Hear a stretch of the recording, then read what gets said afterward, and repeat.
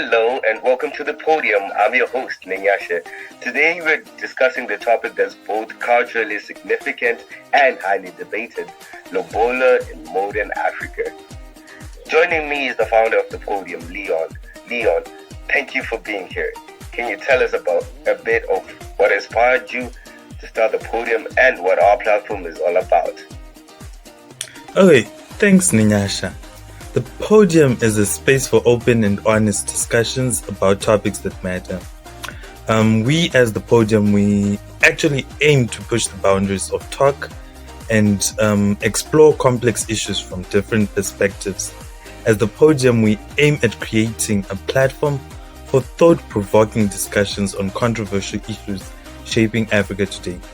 And we also wish that someday we become a leading online platform for nuanced and informed discussions on complex topics, fostering a community of curious and open-minded individuals who actually engage with diverse perspectives and ideas too. We would just like to amplify diverse voices, inform and educate, and also build a community. So that's... Before we dive into today's topic, let's recap what Lobola is and why it's relevant. You've previously shared a thoughtful introduction to Lobola where you explained its traditional significance and questioned whether it still serves its purpose in modern times. Can you briefly summarize that to our viewers? Lobola, as we commonly know it, it's called bride price. And it's a traditional African practice where a man pays a certain amount to his bride's family, usually in the form of money, goods, or cattle. And it is a sign of respect, gratitude, and commitment. You can agree with me on that. However, over time, its significance and implications have evolved, and it has led debates about its relevance and impact on modern society. So in the introduction video on our YouTube channel, The Podium, there was an introduction to the first episode of Lobola in modern Africa. I gave an overview on the spectacle that Lobola poses in our modern society in an African context, of course. And to our viewers, if you haven't watched it, you can go on our channel on YouTube, The Podium, and engage in this subtle issue that is threatening to pose culture and society to dissolution if not fished out.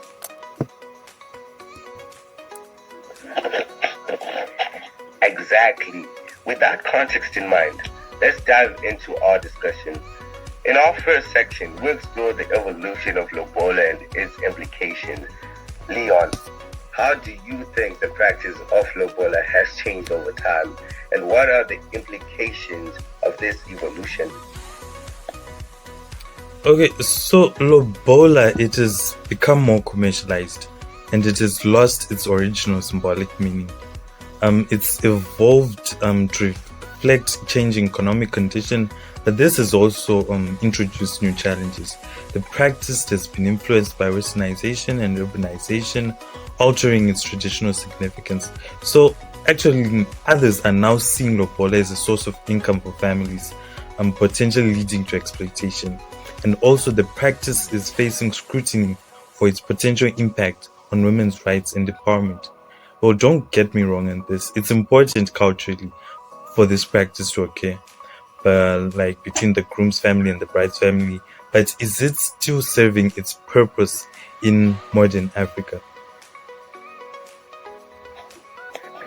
That's really interesting, Leon. You've highlighted the commercialization of and evolution of Lobola, and it's striking how far we've come from the traditional practice of our grandparents' time.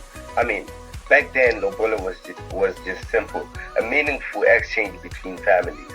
Fast forward to today, and we're seeing elaborate rota squads, lavish decorations, and mountains of food. It's almost spectacular. Do you believe the original intention of Lobola has been lost in modern times, or is it just an evolution to reflect our changing values and cultural expression? Okay, yes, the focus has shifted.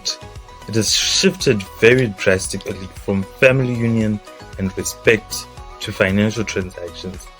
I can say not entirely many still understand and respect its original purpose, but it's quite complex really, because some aspects remain true to tradition and others have been actually distorted from the original intent.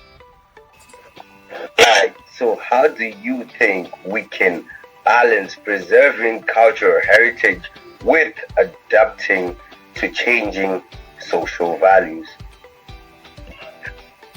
Okay, so we could start by reevaluating and reinterpreting traditions to fit modern context. This can be achieved through open dialogue and education, and we can also find a balance that respects both heritage and progress by involving younger generations, of course, in the preservation and evolution of cultural practices. Because face it, they're the ones we expect to continue passing on this tradition in a proper way. So if we do not make sure they receive the message on the importance of Lobola, we really risk great danger of cultural conflicts and moral decadence in years to come. Involving the AMA 2K in preserving cultural practices. I love it. They're always on their phones, so maybe that's where the education starts on social Yeah, that's media, true. with content that blends culture and modernity. What are your thoughts on the rising cost of Lobola, and how do you think this affects young couples? Okay, so the increasing costs, they're unsustainable and they create quite a significant financial barrier to marriage. It has become a status symbol, putting pressure on couples to conform on societal expectations. We're well aware of the economic situation in Africa for most of us, and there's a very high competition for jobs with not much vacancies, and this is leading to many youth having to find other means of generating income through entrepreneurship and the like. So in this stage of figuring out life, would it be right to be stroked with such a hefty price tag in order to start a family which would already need financial support? That's my personal take on it. But I think that to solve this, communities could re-evaluate the costs associated with Lobola and consider more affordable options. And we could raise awareness about the potential negative impacts of high Lobola costs, which can help promote more nuanced understanding of the practice. And also governments and organizations could provide support to vulnerable families, such as financial assistance or counseling to help alleviate the financial burden of Lobola. When love meets dawn, seriously though, it's like the bar for marriage just keeps getting pricier. I love you now comes with a hefty price tag and a side of financial stress. Pause. How do you think Lobola impacts then gender dynamics in relationships, practically regarding equality and mutual respect? Okay, Lobola, it can perpetuate patriarchal attitudes, causing and undermining gender equality. And though when done respectfully, it can strengthen family bonds and promote mutual understanding. The impact, it varies really. It really depends on how the tradition is practiced and perceived within each family. Okay then. So do you believe Lobola perpetuates the commodification of women, or is it a misunderstood tradition? Yes, certainly. The financial aspect, it could cause, it can lead to women being seen as commodities. Because once a man pays for Lobola to the bride's family, he may feel that he owns the wife and is supposed to do as he says, like quenching his lustful appetite for pleasure in the bedroom and cooking up a storm in the kitchen. Like, face it, people, it's 2025, we have equal rights, and such shouldn't be expected from a woman. That has been quite the discussion. Rounding up, should Lobola be adapted or reformed to fit modern societal values, or should it be preserved in its traditional form? Okay, so adaptation is necessary, of course, to ensure it remains relevant and respectful, because we can't erode our culture. It's our culture, And this preservation is key, but with a focus on its original intent. So we should make a balance between preservation and adaptation. That would be ideal. And as I say, this is an issue that should concern the youth in specific. Action should be taken to mitigate potential risks of unawareness of this matter. And Lobola itself should not be labeled as bride price, but should be seen as more of a mutual exchange based on trust, respect, and gratitude.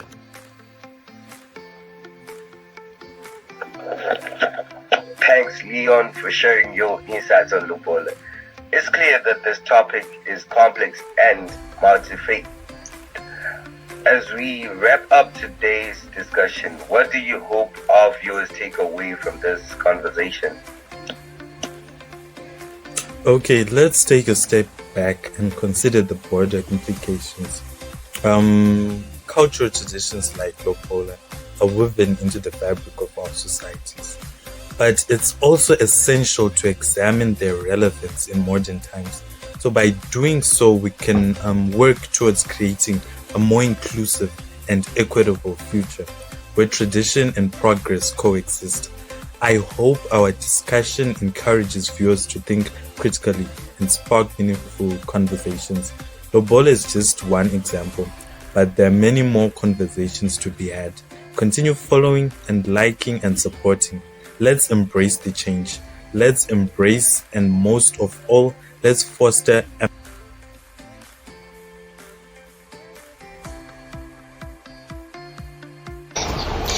In your opinion, what are some potential benefits of Lobola tradition in contemporary societies?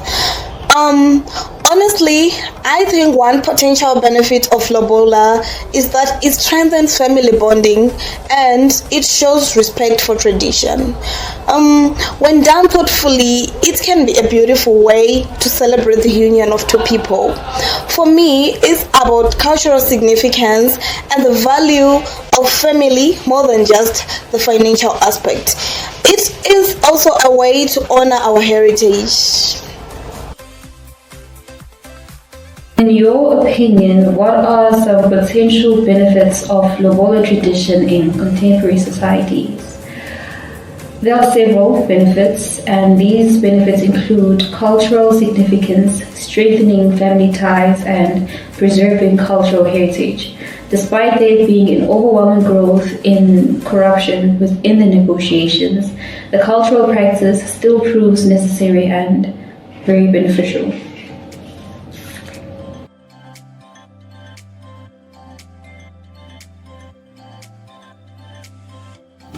Do you believe the financial aspect of Lobola is a necessary part of tradition, or does it create financial burdens on families?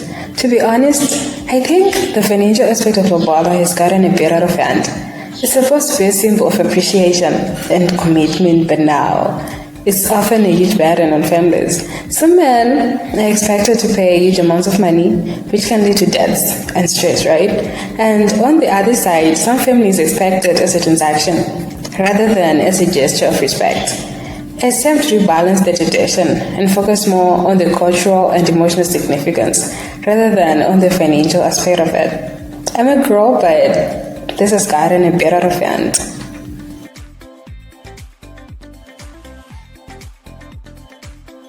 Honestly, I think it needs legal regulation to stop exploiting it. We've seen cases where girls are treated like commodities and parents demand exuberant amounts. It's not about respect anymore. It's about greed. Laws could help protect these young women from being exploited, but because the parents are greedy and with the economic situations, it's just they no longer respect young women. To other people, it's a business now.